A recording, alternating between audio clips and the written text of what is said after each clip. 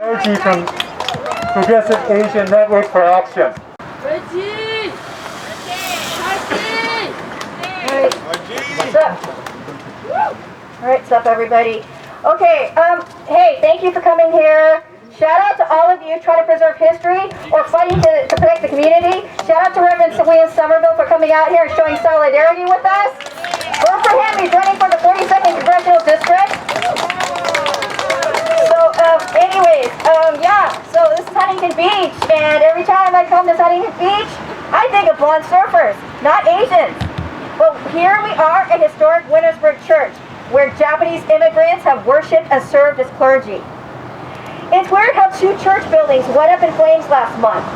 One of those buildings was the manse, where a Japanese pastor lived with his white wife. The public disposal demolished the structure soon after. The fire occurred during a surge of violence against Asians. Last year, anti-Asian hate crimes jumped up to 339% nationwide. And here in the OC, hate incidents in general shot up by 69% in 2020.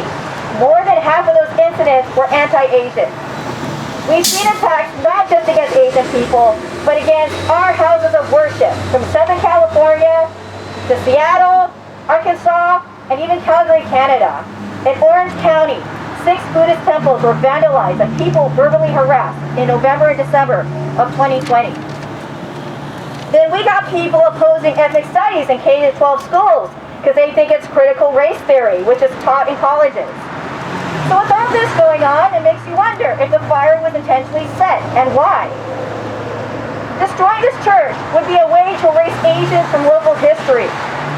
It'd be another blow to Japanese Americans who were thrown into internment camps during World War II. But even though a lot of Japanese Americans fought for this country, can I hear it for the 442nd? Yeah! Tell the story. Japanese Americans were made scapegoats in the 80s. But you know what? Nothing new.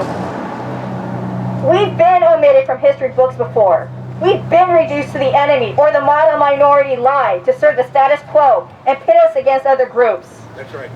That's why Neighborhood Safety Companions joined the call for a third-party investigation into the cause of the fire. We want to preserve the church so future generations will know how the Japanese American community persisted despite discrimination. Our group takes on anti-Asian hate by patrolling Koreatown to help prevent crime. And we work on a community-based model that is an alternative to police and addresses problems that are causing violence, such as meeting everyone's basic needs. But to treat social ills, it's essentially a solidarity with the black and brown communities. What's often left out of history books is how we resisted white supremacy alongside the black and brown communities, our black and brown brothers and sisters and non-binary folks. We've been resisting ever since we got here and even before in our home countries. Our people have got to stop believing the mono-minority lie that it's not in our nature to fight back. Other groups need to stop buying into the lie that we're mono-minorities or we're spreading the coronavirus. Trump's scapegoating of the Chinese made it okay to hurt all Asians. Now this current administration isn't helping by beating war drums with China because we're just the enemy again, just a different administration. Stereotypes and erasing history dehumanizes us. When we reclaim our history, we regain our humanity. The destruction of these historical buildings and the reluctance to find the cause will now be woven into the chronicle of our resistance. There's haters who are going to try to gloss over the injustices we survived. But as always, we will resist. And we're going to bring the truth to light. Because at the end of the day, we protect us. We tell our own stories. Because no one else can share our experiences like we can.